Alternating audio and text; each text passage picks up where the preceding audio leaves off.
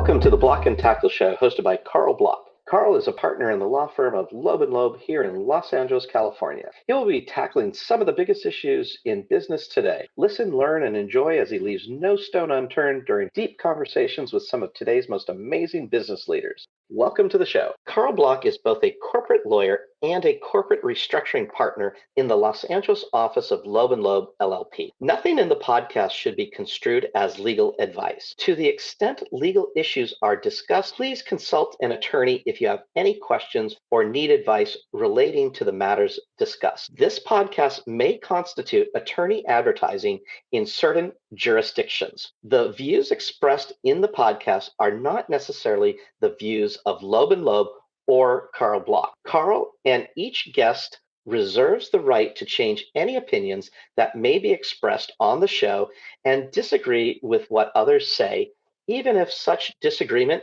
is not expressed during the podcast. And in terms of that, you are potentially facing the usual development challenges, again, the environmental impact, zoning, whether you have ingress, egress, all that, the need for municipal services, fire, police, etc. Particularly, that there's a perception outside of California that we're not the most regulatory friendly area.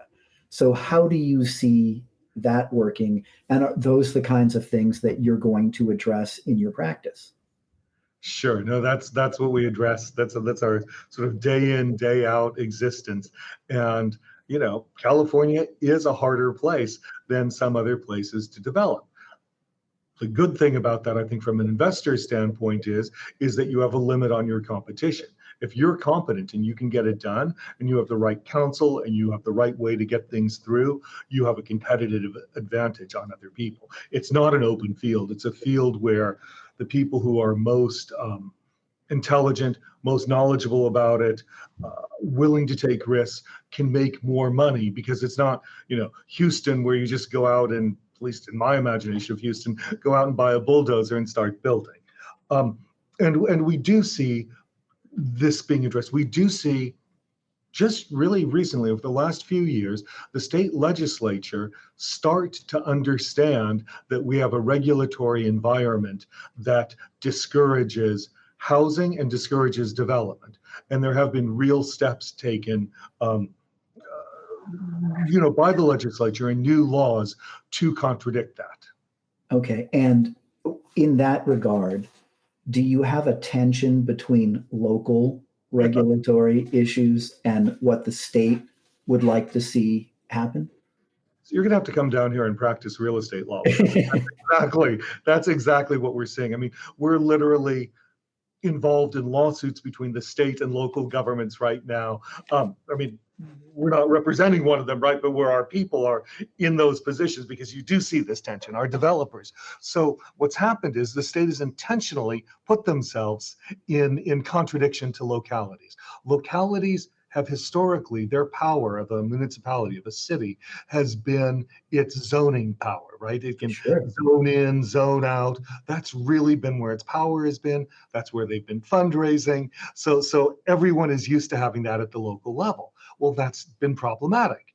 So the state has come in and offered laws that allow you to either sidestep and just completely get away from the local entities, or use the local codes more robustly. So for example, a law that came in a few years ago that's been super successful, and frankly, most of our developers in urban settings use, is a law that says if you include some affordable housing in your housing project, you can increase your density and increase the number of units and the height and how big your floor area is. You can increase all those things. You basically apply a multiplier of, say, 1.5 times what the city says you have.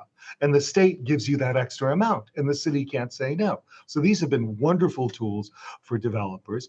And there's more of those sorts of laws that have come along now. So for example, historically, you have these large sort of boulevards. I mean, I'm thinking of old Route 66 that runs from runs all the way, I guess, to Chicago. I have to remember what the song, how the song goes, but you run all the way through. Well, Route 66 was back in the day covered with motels, gas stations, and it all really turned into retail that's now mostly moldering, outdated, not great. Well, the state just this year passed a law that said, well, you can go into those areas, and just because it says commercial doesn't mean you can't put residential there. And the cities have never wanted that, right? Because the cities, under just sort of flukes of California law, cities make more money on sales tax than on property tax. They've kept this like moldering, gross old liquor store. They'd rather have that than a new apartment building, because a new apartment building isn't going to make them money, and it's going to bring people in. And it's understandable. And look, I'm sure you like I do see both sides of this. And from the city's perspective, it does sound like they're picking up the check, both again in the loss of sales tax and also sales tax revenue, but also the demand for municipal services. That people, of course, if you're doing a residential conversion, they have a lot more need for certain municipal services than a commercial tenant. And No, so you're absolutely right. Yeah. it's the whammy. And in connection with that, and you're sitting there, you've got clients who are, they have governments on both sides of them saying, do this, and the other one says, not on your life. And you have to get involved in going in front of planning professionals and dealing with their sorts of issues. And they're trying, maybe in some ways, to discourage a development or cause you to do something that will preserve their revenue. And at some level, it's easy to see that that's legitimate. Cities need to provide municipal services. And so if they don't have the revenue to do that, what happens? No, you're absolutely right. And this has been a problem. I don't know that the California tax laws will ever be changed enough to address it, but people are certainly aware of that. And so I think two things have happened. One, cities mostly have become less stubborn because they realize that, like, for a long time, they thought retail was going to come back. You'd go there and you'd say, that mall's dead, it's never coming back. And, the planners and the city council, nobody would believe you. Now, I think folks are getting it, and they're saying, well, what can we do to get some revenue? Sure. So I think that's been a big help. I think we have much more understanding there. But I also think on the other side, developers are trying to think of ways that do both for the cities. So for example, we're talking about something that ran along Route 66. If I were going to propose a development there, I would probably go in and say, well, look, we want to put up this housing, but we want to put in this retail that will enliven the housing, right? We want to combine that. And yes, you're right that if it was all retail and no housing, you'd make more money, but you're never going to get all retail and no housing, right? That world doesn't exist. So what we're going to give you is, we're going to give you as much retail as we can support, right? And there's going to be more to support because we're going to have more people there.